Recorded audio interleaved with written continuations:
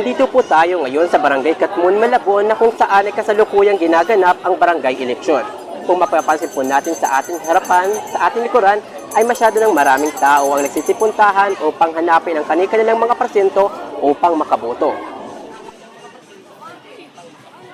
Dinagsa ng mga botante ang presinto ng Katmon Integrated School sa Malabon City ngayong araw ng Barangay at Sangguniang Kabataang Election 2023. Tinatayang 258,115 ang nakarehistrong botante ang inaasang boboto ngayong eleksyon. Ang mga watcher ay nahirapan ngayong eleksyon dahil ang ilang botante ay hindi kabisado ang presinto. Umakyat sa taas, tulungan namin. Yung mangyari yung iba naman na tatanong, minsan, ginaguide ko. Diba? Sa dulo. O sa mga Ayon naman sa isang volunteer ng Paris Pastoral Council for Responsible Voting or PPCRB, may mga botante na pumupunta dito na hindi naman dito nakarehistro. Ngayon, kasi ang dami nagtatanong sa amin yung present number nila at yung iba naman, may mga present number na hindi naman taga rito. Yun ang mga experience namin kadalasan. Pero karamihan, lahat ng mga present number din nila alam kung nasaan dahil nagkaganyan-ganyanan yung mga present number.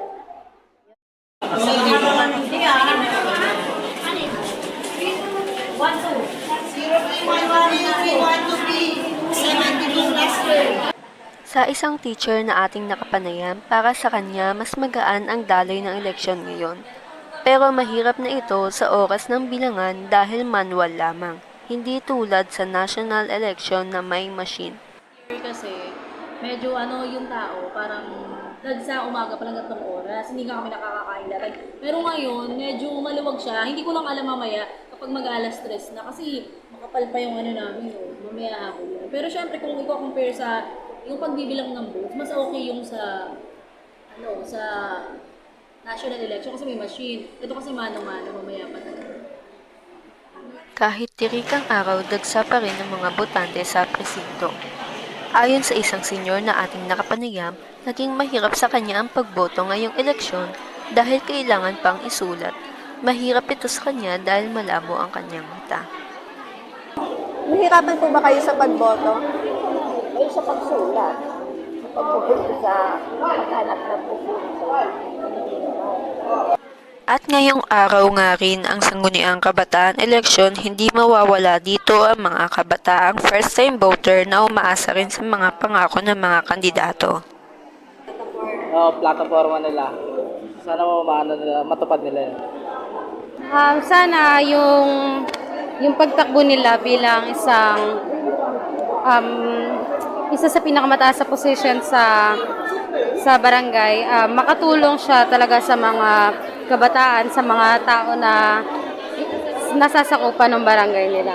And I'm hoping na sana walang mangyaring kaguluhan ngayon or pandaraya na mga naganap ng mga nakaraang botohan.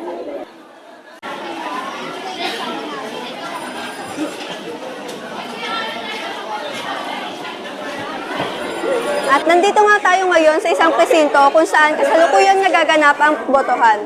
At nakikita naman natin na patuloy na humahaba ang pila at dumarami ang tao sa ating likuran. At ayon sa isang poll watcher, sabi niya dahil ang ilang mga botante ay kakarating pa lamang. Sa gitna ng mainit na panahon at siksikan sa loob ng presinto, hindi nagpatinag ang isang PWD para makaboto. Ngunit nagkaroon ng aberya sa kanyang presinto dahil biglang nagkatop ang presinto ng mga PWD.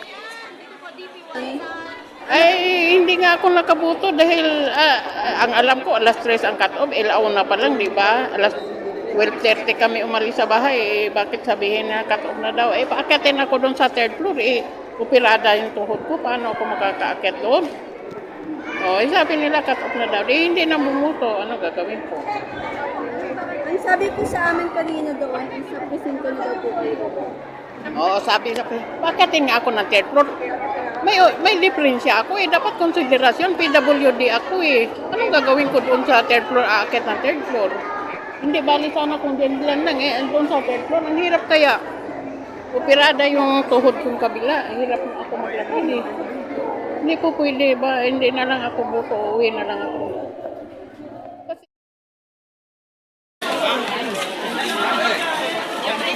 Ang vendor naman na ito na laging nagtitinda tuwing may okasyon sa harap ng school, hindi sinayang ang pagkakataon para makapagtinda ng timplang kape, tubig at noodles sa harap ng presinto. Mahina nga, hindi pa nga kami nakakasulit ng puhunan namin. Anong oras po kayo nagsimula dito? Umaga, mga 6. Pero benta namin, wala pa 1,000. Dito, 3,000 kanyang puhunan. Sa akin, 2,000. Benta ko, 800 pa lang. Binawas pa doon yung yellow. Panayam si Miss Adalfa Algodon, ang former kagawad ng Barangay Katmon at muling tumatakbo sa pagkakagawad. Sa mamamayan ng Barangay Katmon, ibibigay natin bakit hindi kailangan sang-ayunan. Yun lang naman ang lahat ng kailangan proyekto na para sa tao, ibababa sa tao, ang makikinabang is para sa mamamayan, dapat talagang sang-ayunan yung ginagawa ng ating punong barangay. Din rin nakapanaya mula sa kabilang partido si Chelo Luyas na tumatakbo sa pagka-SK chairman. Napakaraming problems natin dito sa mga kabataan sa barangay natin. Pero sa tingin ko, ang una dapat sigurong gawin ay yung youth profile natin. Kasi po, hindi ko natin ma-identify, hindi natin ma-address yung concerns ng mga kabataan sa barangay Katmon kung hindi natin alam paano yung problema nila. That's why, isa po sa talagang ipaprioritize ko pag once nanalo ako, ay yung pagiging youth profiling po natin sa bawat youth organizations sa iba't ibang purok at sitio po ng Barangay Katmon. Magkabilang partido ang ating nakapanayam, ngunit may isang adhikain na makatulong sa kanilang kabarangay. Hanggang ngayon nga ay nakita pa rin tayo sa loob ng Katmon Integrated School kung saan nagaganap ang Barangay and SK Election 2023. At nakapanayam nga natin ang ilang mga tao dito na involved sa kaganapang ito.